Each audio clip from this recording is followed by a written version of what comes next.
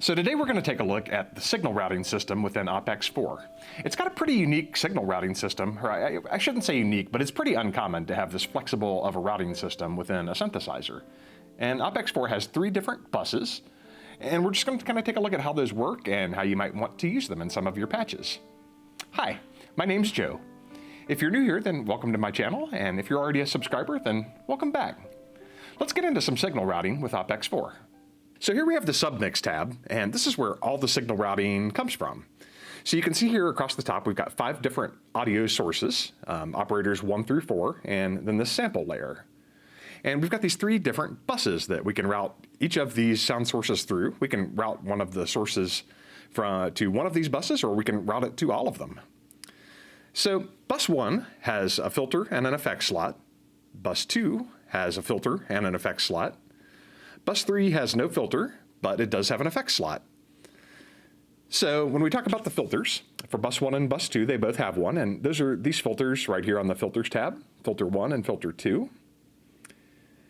And we mentioned that all 3 of them have an effects slot, and those are here on this next tab on the effects. Effects 1, 2, and 3 go with buses 1, 2, and 3.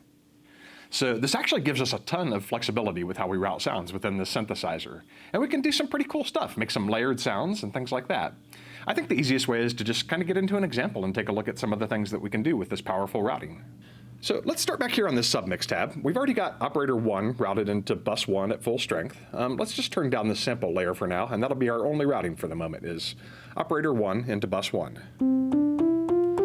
And that just sounds like a basic sine wave. So let's get a little more texture to that sound. If we come into the FM routing matrix, let's just turn the FM amount up on that, the self-feedback, which is going to make it more sound like a saw wave. And let's just tone that down a little bit with some of the FM filtering. We'll increase that so we get a little bit less of that aliasing noise.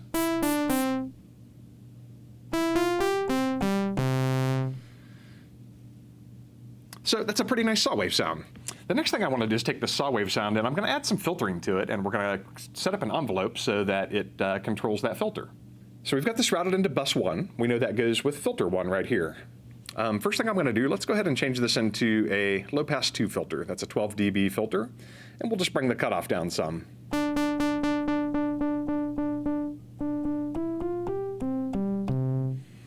So we've made it sound a lot duller. Let's set up an envelope to control that. Just if you'll recall, envelopes 1 through 4 are already set up to control the strength of the operators, and we've got envelopes 5 and 6 that are kind of free to do whatever we want with. So let's come in and take a look at envelope 5. One thing to remember about that is that the time scale on this envelope by default is set to 10%. Let's go ahead and bring that all the way up to 100%. So we've got a full time scale on this envelope. And we'll bring the sustain up, maybe to about 75% or so. And we can bring the release out some. Let's bring it out to maybe a second or so. And we can also come up here and bring the decay 1 level up to 100%. And we can bring the decay 2 time out some. Now, by default, envelope 5 is assigned to nothing, so we're going to have to actually go set that up to control the filter in the modulation matrix. So we'll do that next. So coming over here to the modulation matrix, we'll set up filter slot 1 to control this. So I'm going to go ahead and change the type from unipolar to bipolar. And we'll set the source to be envelope number 5. And we'll set the target to be the cutoff for filter 1. And we can turn that on. And let's bring this modulation amount down some.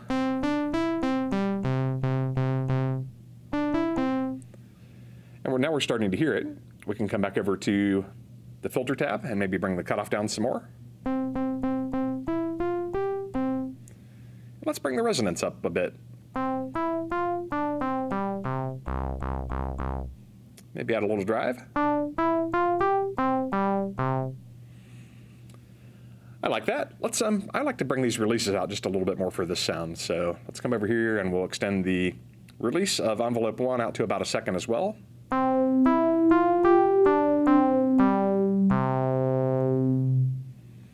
Good, so there's our first layer. I like that sound. Let's add a second layer to it by using another one of the buses. So let's do that with operator 2. So we'll come into operator 2, and actually let's turn this up first in the submix so we can hear it. So we've got operator 2 up here and bus 2, and let's just go ahead and turn this knob all the way up. Now we should be hearing operator 2 through bus 2. And it doesn't sound too different right now because it's just a sine wave. So if we come over and give operator 2 a little bit more character, let's do that in this case by just adding some formant to it.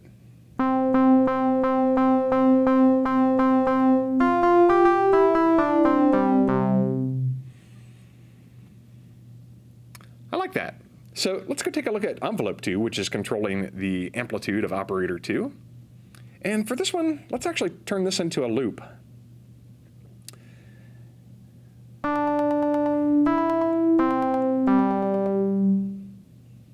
So you can kind of hear it clicking there.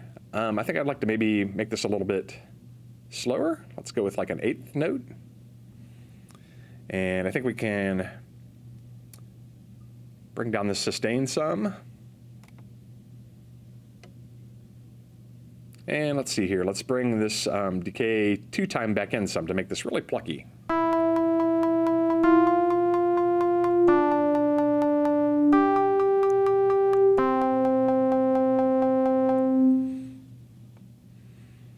I like that. Now that we're hearing it in some more context, let's go back to operator 2 and just kind of dial this formant in to where we want it.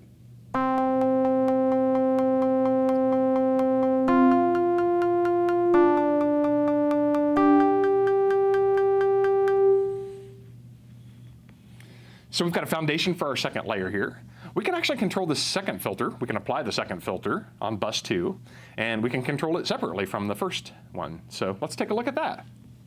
So we'll come back over here to the filter tab, and the first thing we'll do is turn this one on, and maybe let's make this one also an LP2, and we'll just kind of dial the cutoff in here. Let's give this one quite a bit of resonance. And maybe let's even try a bandpass on this one.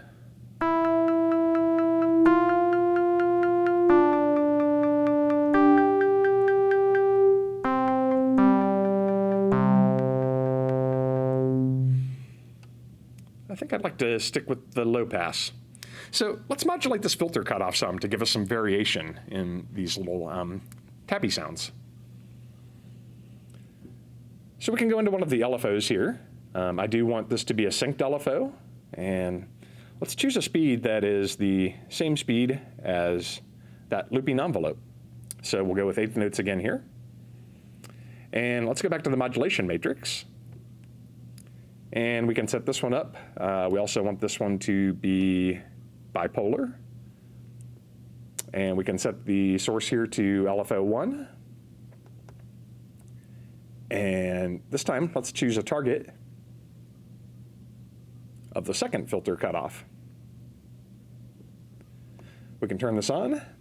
And again, let's bring this modulation amount down quite a bit. I don't want it to move that much.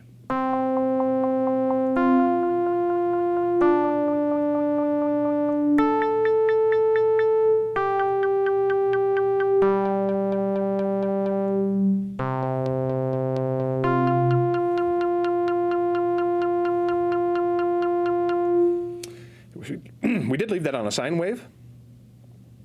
What I'd actually like to do is make this a random LFO. So we'll come back here to LFO1, and let's adjust the type to one of these randoms.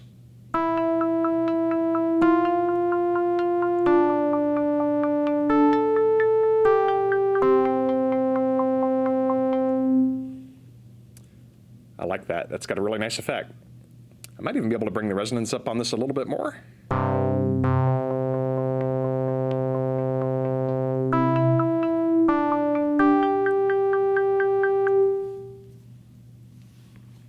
So our sound is starting to shape up. So we've also got a third layer that we could use. We've got a sample layer. We could bring that into the mix. Let's do that.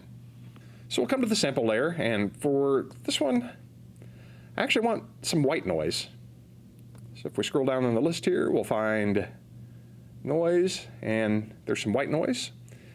We can bring this into its own mix in submix 3. These submix channels right here are the exact same things that you find on the submix page. So you can see here for my sample layer, it actually made these adjustments in this place as well. So let's hear what that sounds like.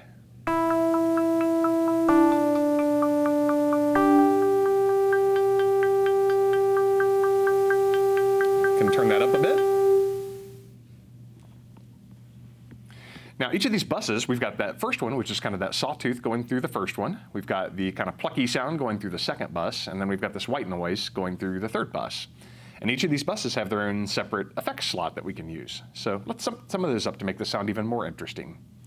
So we do that on the effects tab here. I think I'm going to start with effects number 3, which is our white noise. And for this one, let's just add an EQ to this. I'd like to roll off some of the high end of that white noise. So we can start by turning the high gain down some, and then maybe adjusting this frequency.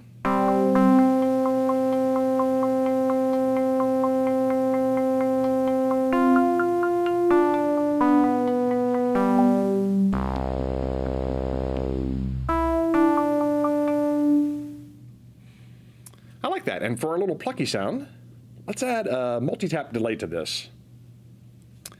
I think we'll leave the sync on. And let's set the delay time to something kind of different than what we have now for the envelope loop. Let's try this, maybe a half note.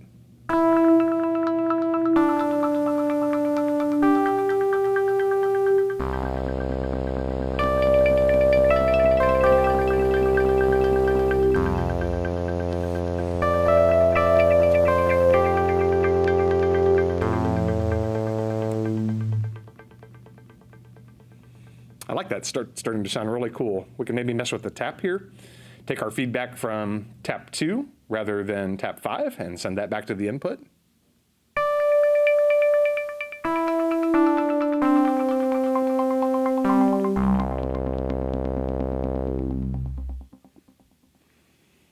And we can also choose an effect for effect slot number 1. So maybe for that saw sound, let's try a phaser on that and see what that sounds like.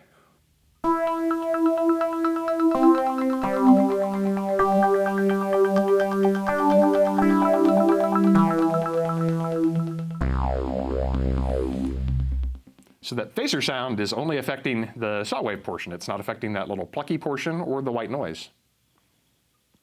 Just to finish this off, let's put some global effects on here. Let's try a spring reverb in the second slot.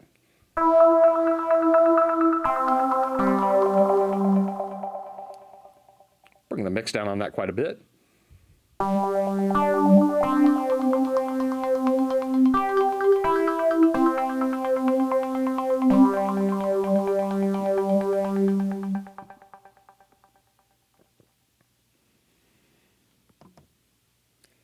And for this first slot, maybe we could put just a slight bit of chorus on the whole thing.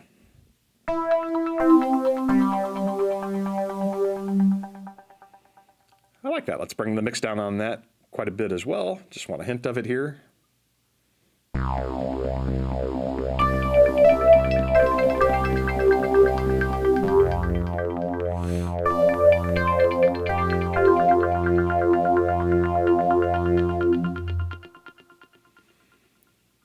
That sounded cool. I think for just the last finishing touch here, we can come over to the settings. And let's turn legato on, glide on, and just increase this glide time up a little bit to get kind of a pitch bending effect as we hold down legato notes.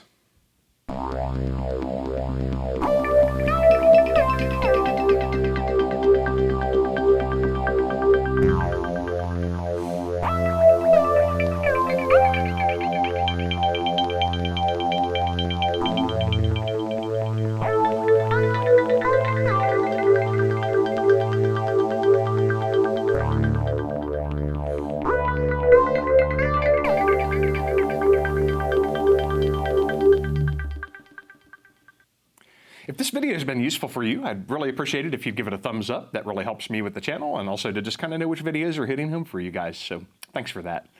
That's all I've got for today. Hopefully you've learned a little bit about the audio routing system and buses and OPx-4 and can start using these to your advantage. This is Joe. I'll catch you next time.